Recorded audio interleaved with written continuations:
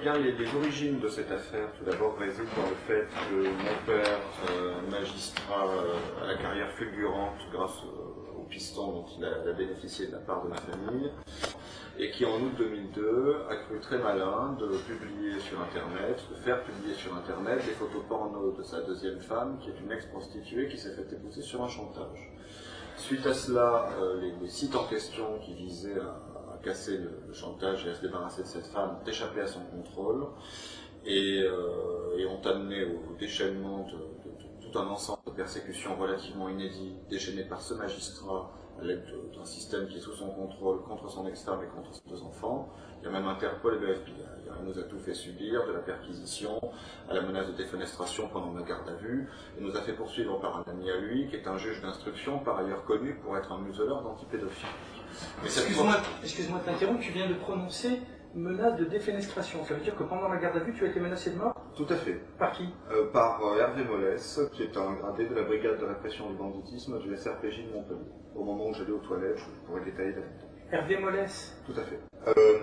Mais ce qui se passe, c'est que cette affaire de fesses sur Internet, qui est quand même une affaire grotesque, qui est prétexte à nous garder dans le collimateur, qui a été prétexte à fouiller notre maison et à nous faire subir des interrogatoires serrés pour savoir ce que nous savions des activités de mon père au cours des 2 dernières décennies, ce qui était en fait le véritable enjeu de tout ce déchaînement.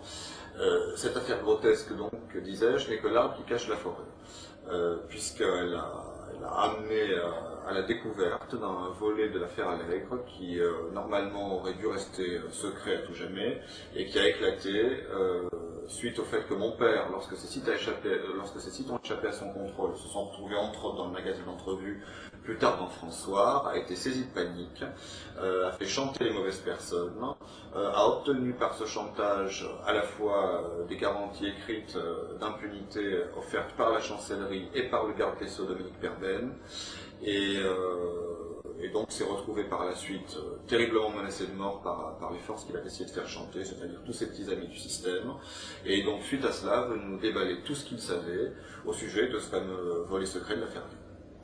Donc j'en étais à ce volet de l'affaire Allègre que nous n'aurions jamais dû connaître et qui serait normalement resté secret à tout jamais et qui a éclaté suite à un enchaînement d'événements que mon père ne contrôlait plus du tout.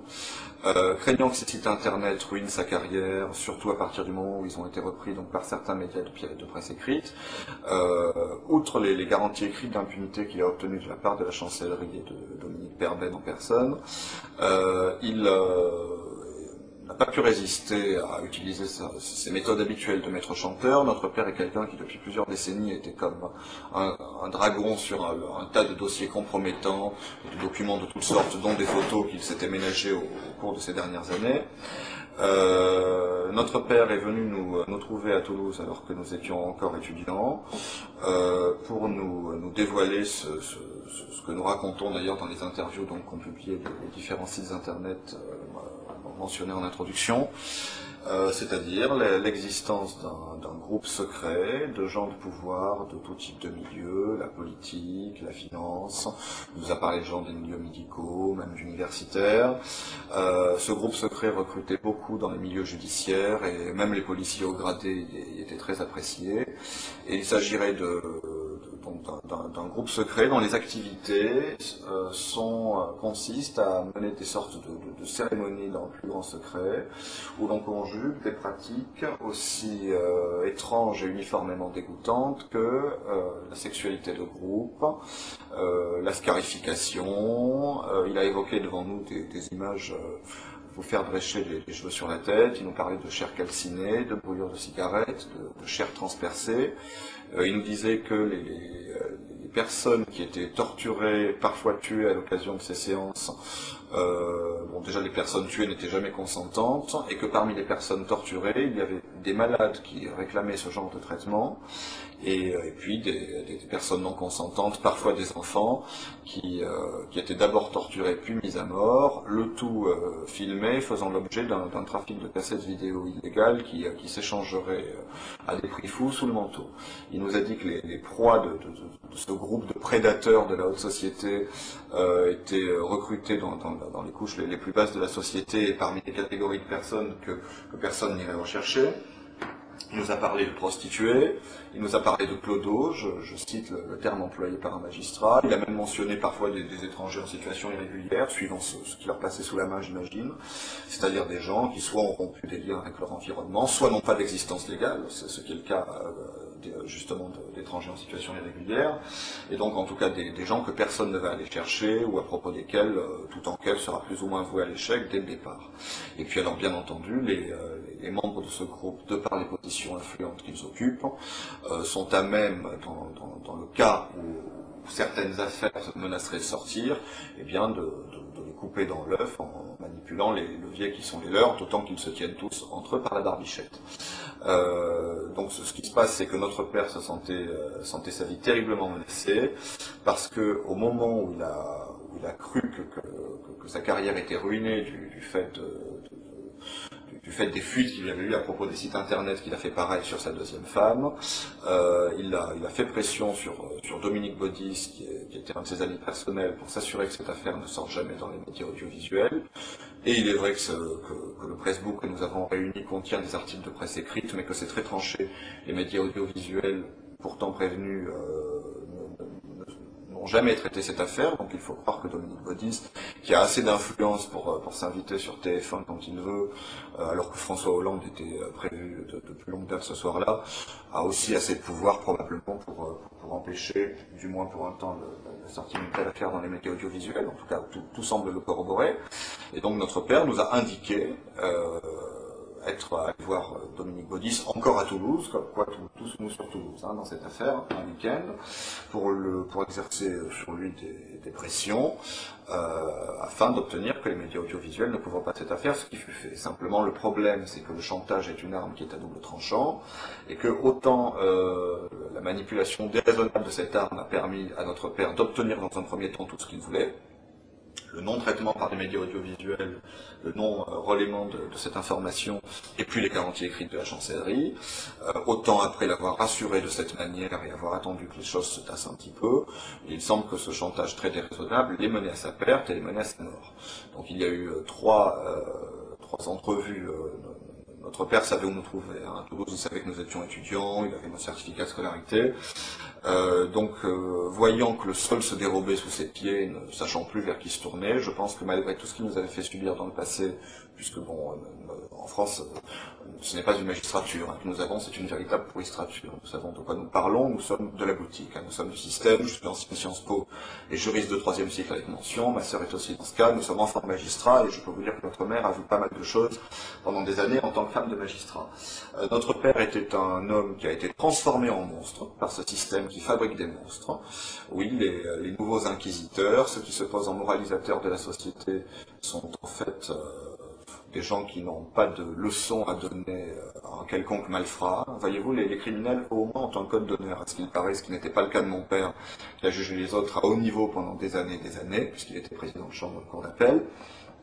Donc, voyant le sol se dérober sous ses pieds, voyant qu'il avait lancé une machine infernale qui se retournait contre lui et qu'il ne pouvait plus arrêter, notre père s'est en dernier ressort tourné contre ses 2 enfants, il est piteusement revenu vers nous, ce qui a donné lieu à 3 longues discussions qui sont allées crescendo d'ailleurs, puisqu'il nous a raconté de plus en plus de choses et devenait d'ailleurs de plus en plus nerveux au fil de ces 3 discussions.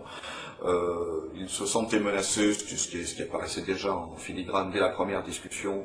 Il nous a dit dès la deuxième qu'il était carrément menacé de mort. Par la suite, il a passé toute une nuit à brûler des documents et des photos. J'ai bien dit toute une nuit, pas simplement 1 heure, et apparemment il fallait à tout prix brûler ces choses. Ni la poubelle ni le broyeur n'étaient suffisants.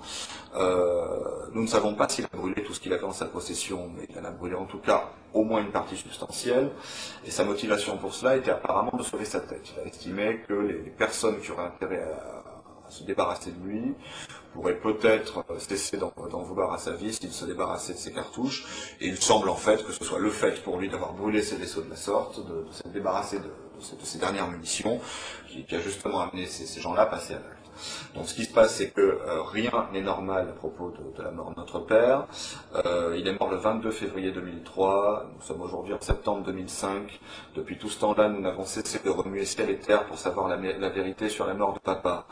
Elle est indéterminée et indéterminable.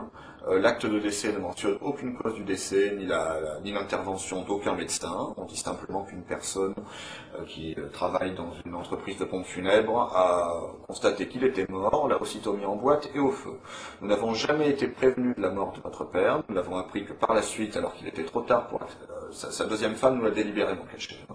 Nous l'avons appris que par la suite, alors qu'il était trop tard pour assister aux obsèques, il a été incinéré en toute hâte le jour même des obsèques, hors de l'observation des règles légales et réglementaires qui doivent présider à la crémation d'un corps, qui vise justement à faire en sorte d'éviter que l'on se débarrasse d'un cadavre suspect.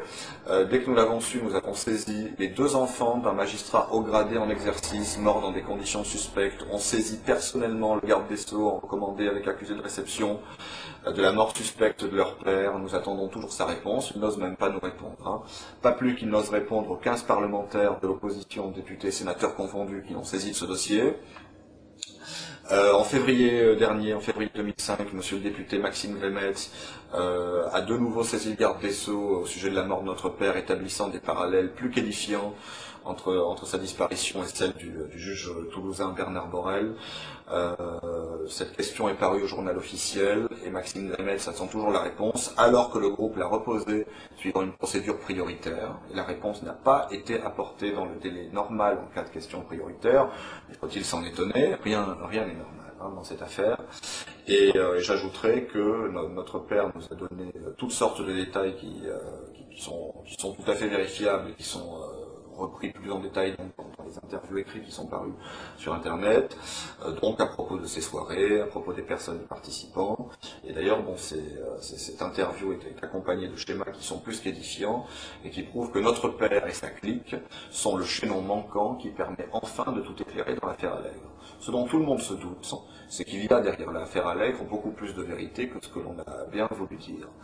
On a tout fait pour dégonfler le plus artificiellement du monde une affaire qui promettait d'aller très loin et pour refermer cette boîte de Pandore. On a tout fait pour discréditer les prostituées, de même pour le gendarme Roussel qui avait entamé une véritable quête de vérité qui doit être menée à son terme.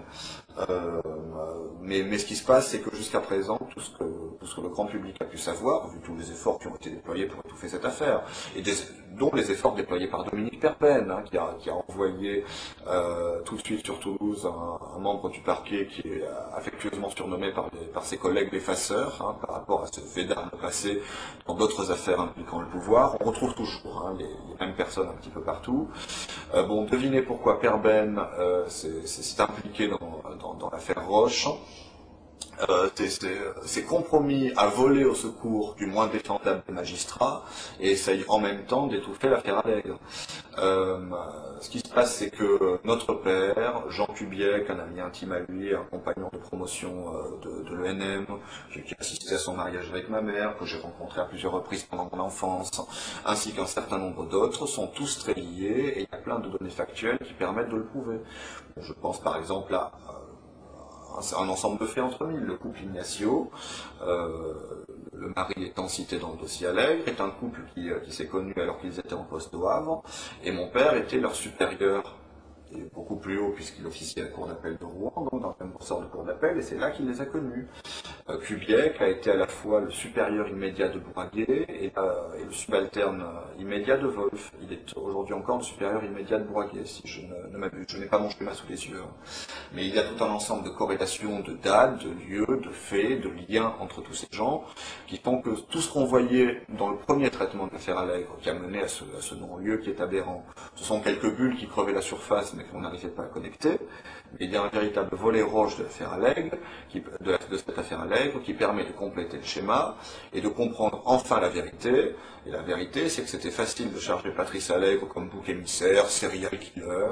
Donc voilà, forcément, il s'agit d'un serial killer qui a agi seul, qui explique tout, et donc on ne se soucie pas de ses commanditaires et de ce groupe secret qui utilisait Patrice Allègre, qui est peut-être par hasard un psychopathe, comme homme de main, comme exécuteur.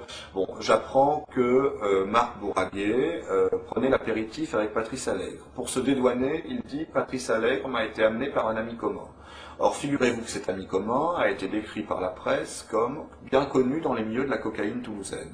Alors, il faudrait qu'on m'explique ce qu'un serial killer qui échappe bizarrement à toutes les investigations de police, hein, et quelqu'un de bien connu dans les milieux de la cocaïne toulousaine font à prendre l'apéritif le plus amicalement du monde chez un procureur. Je constate que Bourraguet est encore magistrat, ça me semble inconcevable. Et quant à Wolf, qui est aussi impliqué dans cette affaire et cité dans le dossier, il a été récompensé pour l'ensemble de son œuvre par une mutation à la Cour de cassation. Donc je me pose la question, il faut qu'il fasse quoi maintenant pour passer au grade suivant? Il faut peut-être qu'il tue quelqu'un. J'aimerais qu'on me dise pourquoi ces gens-là continuent à exercer. J'aimerais qu'on me dise pourquoi, alors qu'il y a 190 morts élucidés à Toulouse pendant les années Allègre et pas seulement, hein, Allègre et tout ce qui tournait autour de lui, non élucidés, pardon, oui, je crois que j'ai dit élucidés, alors qu'il y a 190 meurtres non élucidés qui ont toujours été abusivement classés en suicide. Hein. Maintenant, les gens, on ne les tue plus, on les suicide. Hein. C'est tellement plus simple, on peut fermer le dossier de suite. Hein. Comment se fait-il que la police, par exemple, trouve une personne qui est à la fois ligotée, bâillonnée, étranglée, si ma mémoire est bonne, et conclut au suicide, malgré les protestations de tout le monde? Comment se fait-il que pour toutes ces morts bizarres, on trouve toujours les deux mêmes experts près la cour d'appel, dont un qui s'appelle Alain Grain, je ne me rappelle plus le nom de l'autre, et comment se fait-il que ces deux truqueurs soient encore en exercice, n'aient jamais été sanctionnés, qu'on les trouve encore dans la liste des experts près la cour d'appel de Toulouse? Tout le monde sait bien qu'il y a enfin, l'affaire Allègre, nous l'avons connue avant tout le monde, puisqu'au moment où notre père est venu nous en parler, elle n'avait pas encore éclaté. Et je crois même comprendre que ce sont les extravagances de notre père qui, par on ne sait quel mécanisme, ont amené à son éclatement un petit peu plus tard. Donc, ce qui se passe, c'est que je crois que l'affaire Allègre détient les clés de la corruption du système qui nous entoure. Maintenant, bon, les gens savent très bien à quoi s'en tenir, savent très bien que nous vivons dans une parodie de démocratie et que nos maîtres nous projettent les apparences d'une liberté factice. Notre père a été très précis sur le groupe dont il nous parlait. Apparemment, il y a toute une partie de ceux que j'appelle nos maîtres, hein, n'est-ce pas ce qu'ils sont il y a une espèce d'élite autoproclamée qui n'est pas du tout basée sur le mérite, mais sur le piston et les liens interpersonnels. Et ces gens-là sont des loups qui gèrent le troupeau de moutons et puis qui consomment aussi du mouton à tous les repas.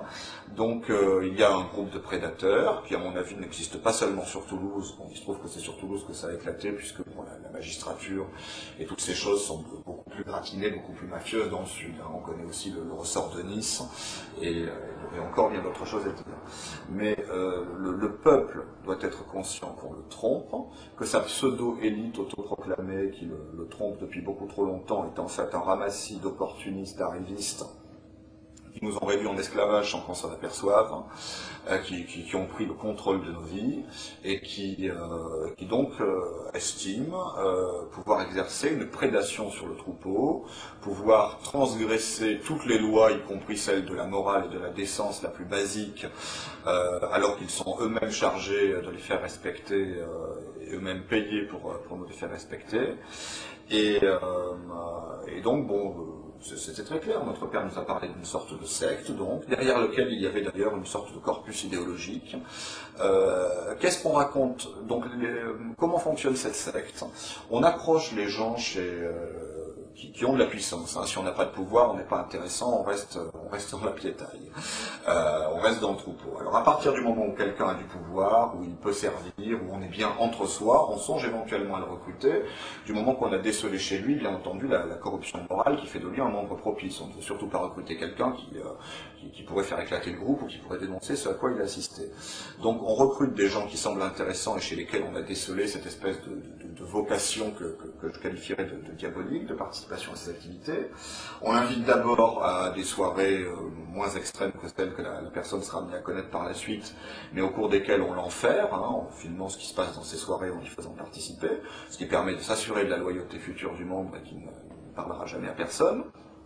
Puis ensuite on passe à des choses de plus en plus sérieuses, et la morale, si j'ose dire, l'idéologie qui sous-tend ce groupe, et qui est très grave hein, par rapport à ce qu'il révèle sur le fonctionnement réel de notre société, on raconte aux membres de ce groupe qu'en quelque sorte, toutes les règles qu'on leur a mis en tête depuis le début, que ce soit à l'école, dans la société, etc., sont des limitations à leur liberté, réalité qui les empêche d'atteindre la quintessence du genre humain, et qu'il faut donc rejeter toutes les règles, à commencer par les lois, par la morale, par la décence, et qu'il y a nécessité de transgresser ces règles, de violer parfois littéralement tous les tabous pour faire sauter des sortes de verrous que l'on mettrait dans nos têtes depuis l'enfance. Et donc c'est ainsi que l'on commence par le viol, la torture, et pour en arriver au meurtre. Donc voilà des gens qui en effet après sont complètement débridés, imbus de leur pouvoir, et qui sont amenés, en s'encourageant les uns les autres, à aller toujours plus loin dans l'horreur. Donc il y a plein d'affaires ces derniers temps, et il y en a de plus en plus, il y en aura toujours plus, je crois, hein, malheureusement, qui ont permis au grand public d'avoir quelques lumières, quelques fugitives lumières sur ce qui se passait vraiment. Je pense à toutes ces disparitions de gens, à toutes ces disparitions d'enfants. Je pense au suicide fort opportun du gendarme Jean-Bert, de 2 balles différentes. Il faut vraiment se haïr hein, pour se suicider de 2 balles différentes, à la veille où sa quête allait pourtant connaître un aboutissement, puisqu'il devait aller voir le procureur pour lui raconter ce qu'il avait découvert sur les disparus de Lyon. Je pense en Belgique à l'affaire Dutroux, hein, dans laquelle il y avait des collaborations, des implications qui remontaient jusqu'au plus haut niveau de l'État. Je pense à un plus petit niveau au muselage d'une association antipédophile par le juge d'instruction que notre père nous affichait aux fesses et qui était un ami à lui. Et il y a plein d'autres affaires. Bon, par exemple, figurez-vous qu'il y a un policier français qui est à l'heure actuelle en fuite sur le territoire britannique avec son arme de service, ce qu'on n'a pas manqué de souligner, parce qu'il semble qu'il a découvert des choses que l'on souhaite cacher à propos de la disparition de la petite Estelle Mouzin. Alors bien entendu, on a essayé de faire passer ce bonhomme pour fou, et il a préféré s'enfuir en Angleterre parce qu'il avait peur, à mon avis à juste titre, qu'on l'assassine. Et d'ailleurs, dans son enquête, il s'est heurté à des documents classés secret défense. Alors j'aimerais bien savoir en quoi la disparition d'une petite fille intéresse la défense nationale. Alors comme j'ai mauvais esprit, je me dis qu'on classe des documents secret défense simplement pour ne pas qu'on découvre la vérité. La vérité étant, vous savez, j'ai très mauvais esprit, que cette petite a été la proie d'un de ces groupes. Donc voilà, c'est le réseau, bien entendu, qu'entre magistrats et entre policiers, même si tous les magistrats, même si tous les policiers n'appartiennent pas à ce groupe, il suffit qu'il y en ait quelques-uns qui soient bien placés, bien entendu, pour dévier une enquête, et toujours nettoyer les preuves, et s'assurer que l'on ne remonte jamais jusqu'au loup qui nous gouverne. Nous sommes des moutons gouvernés par un troupeau de loups. Notre mère a pu voir à l'époque, quand elle assistait à des repas de magistrats où on discutait la veille ou l'avant-veille d'un procès, de comment mon père allait truquer le procès du lendemain, elle était ressortie de ces repas entre nos tables, déjà, avec la ferme impression que nous ne sommes tous que des moutons comparaissant devant des tribunaux de loups quand on nous traduit en justice, en tout cas quand les affaires ont une quelconque importance. Et ce qui nous motive aujourd'hui, nous avons une double motivation aujourd'hui à dévoiler la vérité, en sachant que nous n'avons pas la moindre confiance ni en la justice, ni en la police, ni dans le système judiciaire. Hein. J'insiste très lourdement sur le fait que nous les connaissons beaucoup trop pour avoir la moindre confiance en eux. Alors il y a parmi eux des individus vertueux, je pense par exemple au gendarme Roussel. Il n'y a pas que lui, hein. Il y en a certes plein d'autres, mais le système est beaucoup trop gangréné. Vous savez, il suffit de mettre une pomme pourrie dans un panier pour que tout le panier soit très bientôt pourri. Hein. Les pourris se font avancer les uns les autres, se cooptent entre eux au niveau supérieur et s'arrangent toujours pour verrouiller le système. Hein. Ils ont des méthodes technocratiques terriblement efficaces. Et ils ne laissent rien au hasard, eux, alors que les individus qui poursuivent la quête de la vérité sont bien trop souvent isolés ou mis à l'écart. Donc, primo, sachant que, même si je pense que ces révélations devraient rouvrir le dossier, je pense que le système lui-même nous mettra tous les bâtons dans les roues, des chercheurs de vérité pour arriver jusqu'au bout. Et c'est pour cela que tout cela doit se passer sous l'œil du peuple et qu'il faudra vraiment pousser à la roue si on veut que les choses avancent. Elles n'avanceront pas d'elles-mêmes très loin de là, puisque tous les obstacles seront placés. Mais cependant, je pense qu'il y a vraiment quelque chose à faire et nous poursuivons un double but. Tout d'abord, à titre un petit peu égoïste quelque part, mais c'est quand même notre droit le plus strict. Nous avons bien compris que nous ne saurons jamais la vérité à propos de la mort de papa si nous ne disons pas nous-mêmes toute la vérité qu'il est venu nous dire au dernier moment. Alors, certes, nous ne pouvons garantir à 100% la véracité de tout ce qu'il nous a dit. Il est vrai qu'il devenait très nerveux sur la fin. Et cependant, voilà le témoignage d'un magistrat qui devrait être largement pris en compte, et pour notre part, nous sommes sûrs nous sommes absolument certains, à titre personnel, de la véracité de l'écrasante majorité de ce qu'il nous a dit. Peut-être peut-il qu'il forçait le trait sur tel ou tel aspect.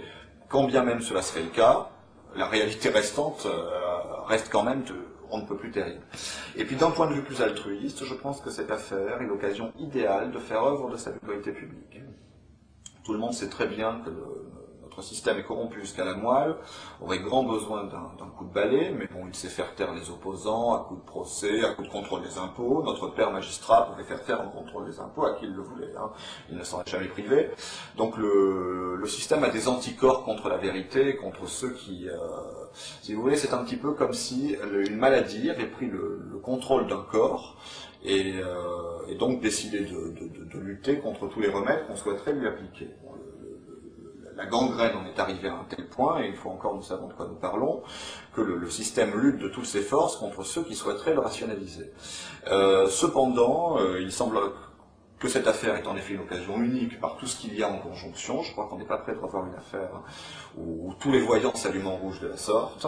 Et il semble en plus, alors que normalement personne n'aurait jamais su la vérité, que notre père soit en quelque sorte la ficelle sur laquelle il faut tirer pour dévider enfin toute la bobine et pour que le peuple retrouve enfin ce à quoi il a droit, c'est la vérité. La terrible vérité. Oh, c'est une vérité qui fait très mal, une vérité qui fâche, surtout dans les plus hautes sphères. Mais nous recherchons la vérité et nous n'arrêterons pas tant que nous, tant que vous, tant que nous tous, nous n'aurons pas toute la vérité sur ce qui se passe dans ce pays. Je vous remercie de m'avoir laissé m'exprimer librement sur votre antenne. Voilà, donc ce qui se passe, c'est que cela fait 2 ans, plus de 2 ans et demi, que mon frère et moi-même nous nous battons pour connaître la vérité pour élucider la mort de notre père. Notre père était magistrat et non des moindres, puisqu'il était président de chambre après la cour d'appel de Montpellier en dernier temps, dans les 6 mois qui ont précédé sa mort en fait. Et nous ne parvenons pas, mon frère et moi, à savoir dans quelles conditions notre père est décédé. Nous ne parvenons pas à élucider les conditions de sa mort, et tout laisse à penser que notre père a été assassiné par rapport aux révélations qu'il a fait quelque temps avant sa mort. Il est revenu vers nous pour nous faire des révélations plus que troublantes, et il est vrai que notre frère et moi, nous devions de dire toute la vérité sur ce qui nous a rapporté quelque temps avant sa mort, pour nous aussi avoir un espoir de découvrir un jour ce qui s'est passé réellement ce 22 février 2003, jour de sa mort. Donc notre père a commencé sa carrière à Toulouse en tant que substitut du procureur, et c'est à cette époque-là qu'il a noué bon nombre de relations. Il était un ami intime de Don Lycodis et il connaissait bon nombre de personnalités ayant été citées dans le dossier Allègre. Et à plusieurs reprises, relativement peu de temps avant son décès, il a souhaité voir ses enfants, ses 2 seuls enfants, pour nous faire, à mon frère et à moi, des révélations à ce sujet-là. Donc il nous a révélé notamment l'existence d'un groupe, un groupe dont l'existence est secrète, composé de gens de pouvoir et de très grande influence. Et il nous a dit ce qui se passait au cours de ces soirées-là. Et peu de temps avant sa mort, notre père se sentait extrêmement menacé dans sa vie, tant et si bien qu'il avait installé son bureau dans la cave, chez lui à son domicile, et se rendait aussi peu que possible à son bureau au palais de justice à Montpellier. Il nous avait dit même avoir peur de se faire shooter, pour employer ses propres termes, par la fenêtre, et était devenu absolument paranoïaque tant il se sentait menacé dans la vie de tous les jours, et a pensé qu'il était plus stratégique pour lui d'opérer certaines révélations sur ce qui se passait dans ces soirées. Voilà. Est-ce que tu peux nous dire qu'est-ce qu'il vous a raconté ce soir-là? À vrai dire, il y a eu 3 rencontres entre mon père et ses enfants, donc moi et mon frère.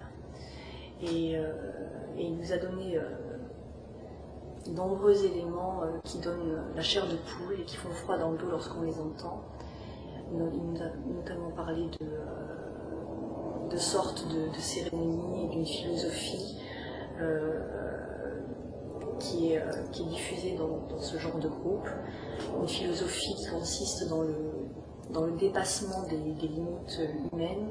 Et il nous a raconté comment ce groupe se livrent à des activités criminelles et vraiment, c'est vrai que rien que d'en parler, ça donne la chair de poule et vraiment... disons que notre père, en faisant ces révélations, a soulevé le voile de quelque chose de terrifiant et il est décédé en février 2003, relativement peu de temps avant que l'affaire Allègre n'éclate au grand jour dans les médias. Depuis que cette affaire a éclaté, bon nombre de personnes ont tenté de discréditer cette affaire et ont discrédité les gens qui souhaitaient faire avancer la vérité. Mais tout le monde sait très bien qu'il y a beaucoup de choses bien réelles derrière cette affaire et c'est ce que notre père nous a dit quelque temps avant sa mort est plus que troublant. Et cette mort est inexpliquée encore à ce jour. Et nous, ça fait 2 ans et demi qu'on se bat pour savoir la vérité. Cela fait également plus de 2 ans que l'on a saisi personnellement par lettre ouverte le garde des Sceaux Dominique Perben de la mort de ce magistrat haut gradé en exercice. Et cela fait plus de 2 ans qu'il ne nous a pas répondu et jamais il ne nous sera répondu. Il y a aussi des parlementaires, députés, sénateurs confondus d'opposition qui ont questionné le garde des Sceaux pour savoir quelle analyse ils portaient sur ce dossier et qu'est-ce qu'ils avaient à dire concernant la mort d'un magistrat en exercice. Bon, le décès d'un magistrat en exercice, ce n'est quand même pas courant, notre père avait à peine 60 ans. Et ça a toujours été l'inertie la plus totale en face.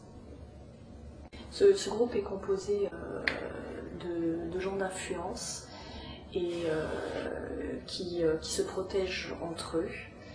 On ne peut pas y rentrer comme ça n'importe comment, il faut avoir un certain statut pour accéder à ce genre de soirée. Et ce qui s'y passe, pour vous donner une description rapide, c'est qu'il y a toutes sortes de personnes qui sont isolées dans la société et cela peut aller... il y a des clochards ou des gens auxquels personne ne s'intéresse, qui sont isolés de tout le monde et qui sont des victimes dans ce genre de soirée non consentantes. Et notre père nous a parlé notamment de détails terribles, d'images de chair transpercée, de gens brûlés avec des cigarettes et de viols et de films qui sont tournés et qui sont ensuite revendus à des sommes terribles, à des gens qui s'échangent sous le manteau.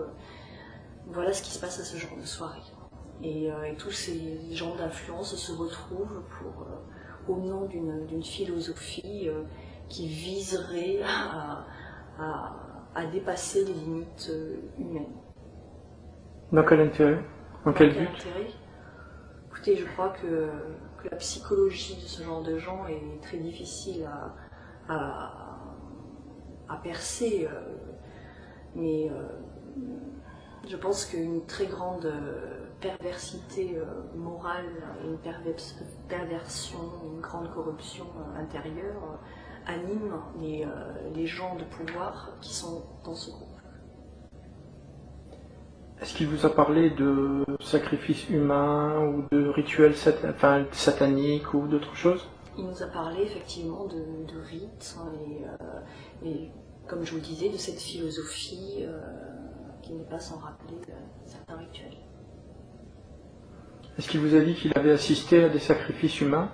Notre père était un membre de ce groupe et avait assisté effectivement à ce genre de choses.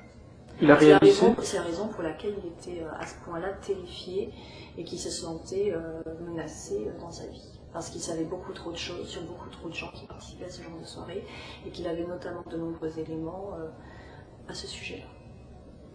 Est-ce qu'il avait lui-même participé, est-ce qu'il avait réalisé des sacrifices humains? Écoutez, vous savez, le témoignage de notre père, nous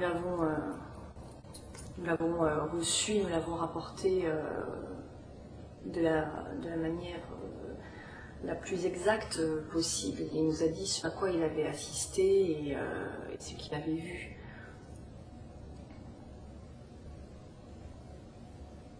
Qu'est-ce qu'il a vu? Ce que je vous décris et ce qu'il nous a décrit à mon frère et à moi.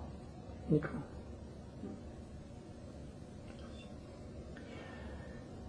Est-ce qu'il y a d'autres choses que tu aimerais dire? Non. Non, je pense que ça vient en complément de ce que mon frère a déjà dit. Qu'est-ce que tu attends des gens en général, des autorités, si jamais il y a des... C'est la vérité, tout simplement. C'est la vérité parce que nous savons pertinemment que notre père n'a pas connu une mort naturelle et ce que nous cherchons plus que tout, c'est la vérité sur la mort de papa. Elle nous est due. Il y a déjà sur le moment, lorsque notre père nous a révélé tout ça, j'ai perçu très durement. Ça c'est évident. Et je pense qu'aujourd'hui, le fait de le révéler publiquement peut réellement nous aider à découvrir la vérité. Et je pense que ce genre de choses, aussi graves soient-elles, doivent être connues du grand public.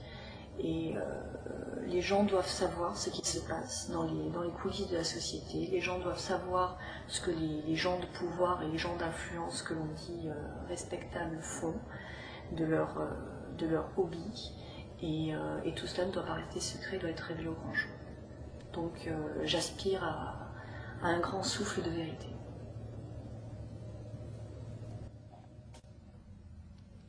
À vrai dire, cette affaire, ce magma m'anime des sentiments les plus divers. Bon, tout d'abord, par rapport à mon père, bon, je n'ai jamais été un tant soit peu animé de haine à son égard, malgré tout ce qu'il a pu nous faire. Donc la haine n'est jamais une solution. Disons que j'ai souvent regretté tout ce qu'il nous a fait subir, et là, bon, j'avoue que je suis attiré et animé d'une très grande tristesse, déjà de constater, d'apprendre de sa bouche même, et dans quelles circonstances, et si peu de temps avant sa mort, les turpitudes dans lesquelles mon père, magistrat haut placé, est allé se vautrer. Donc c'est vrai, vraiment une très grande tristesse. Enfin, tout cela me navre au plus haut point, et même bien davantage. Bon, d'autre part, il est vrai que je suis animé d'un certain degré de compassion envers son ambivalence dans les derniers temps, bon, après avoir été l'ennemi qu'il fut pour nous, et cela sans le moindre motif. Bon, il y avait chez lui un aspect, bon, derrière son cynisme, il nous avait dit qu'il nous racontait ça aussi pour se ménager des assurances, je cite. Mais même derrière son cynisme, il est revenu vers nous aussi. Cela se sentait, c'est des choses qu'on sent viscéralement quand on descend de l'intéressé. Bon, il y avait un aspect rédemption. Je crois qu'au dernier moment, au moment où le sol se dérobait sous ses pieds, au moment où sa vie commençait peut-être déjà à lui repasser en accéléré, notre père a réalisé l'immense gâchis qu'il a fait de toutes les possibilités qui lui étaient tombées du ciel. C'est quelqu'un qui a eu toutes les chances et qui a tout jeté avec le pied et qui s'est même donné de la peine pour faire du mal gratuitement aux autres. Je pense qu'au dernier moment, il a eu une mauvaise conscience terrible, peut-être une grande peur aussi de ce qu'il attendait au-delà de cette mort qu'il sentait approcher à grands pas. Et il est venu nous voir un petit peu comme on serait venu voir un confesseur, je pense, au-delà de l'aspect utilitaire qu'il y avait dans sa démarche. Il y avait un repentir. On peut douter de sa sincérité, et qui sait ce qu'il serait arrivé d'ailleurs si la situation s'était rétablie dans son état antérieur. Peut-être que nous aurions eu de nouveau un ennemi face à nous.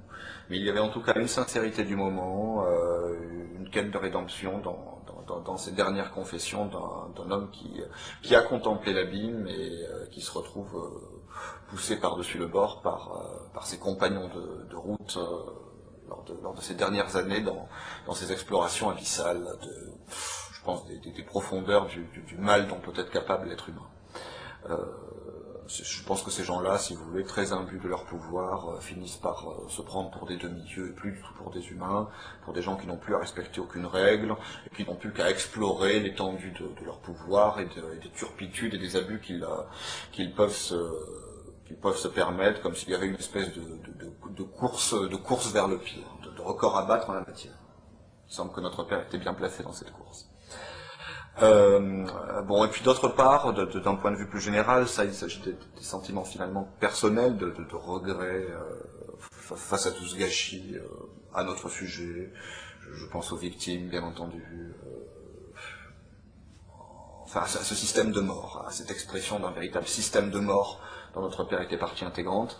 Et puis de manière générale, je suis animé aussi d'autres sentiments sur un plan plus général. Tout d'abord un sentiment de révolte.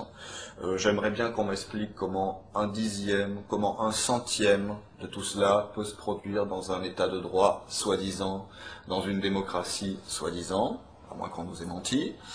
Je pense à nos droits les plus fondamentaux, qui sont le droit de résistance à l'oppression. Eh bien, je pense que c'est un droit qu'il serait temps de mettre en œuvre. Le peuple français a déjà montré ce qu'il pensait de la tyrannie.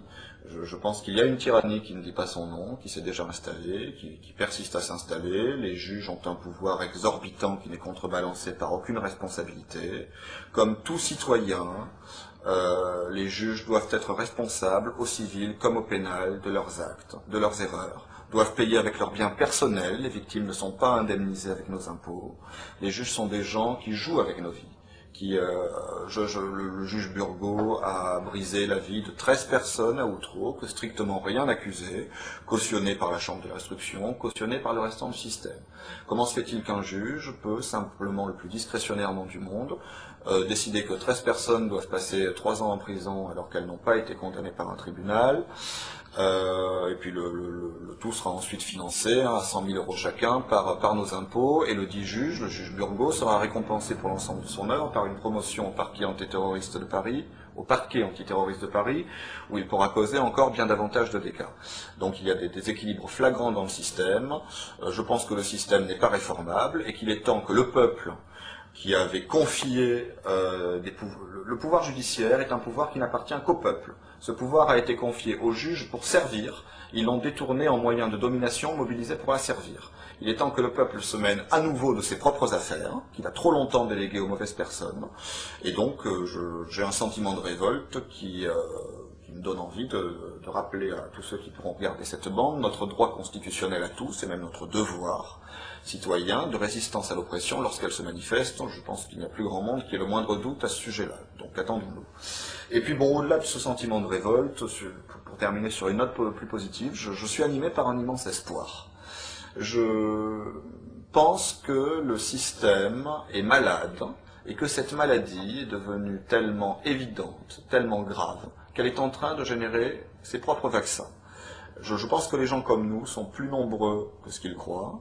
Certains se reconnaîtront peut-être en m'écoutant. Et je crois que les problèmes ont fortement tendance, lorsqu'ils deviennent trop graves, à générer leurs propres solutions.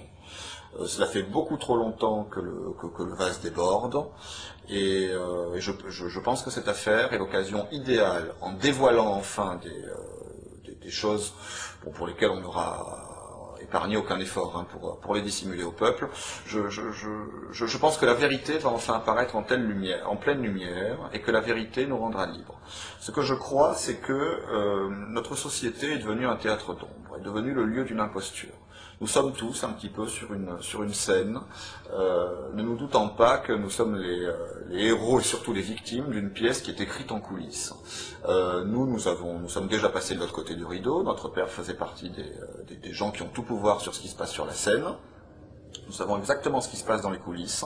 Et ce que nous appelons de nos vœux, l'espoir énorme que crée notre affaire, c'est de faire enfin tomber le rideau et de permettre enfin aux spectateurs que nous sommes tous de cette société qui nous broie, nous pourrions passer de spectateurs subissant cette société à véritables acteurs de notre propre existence.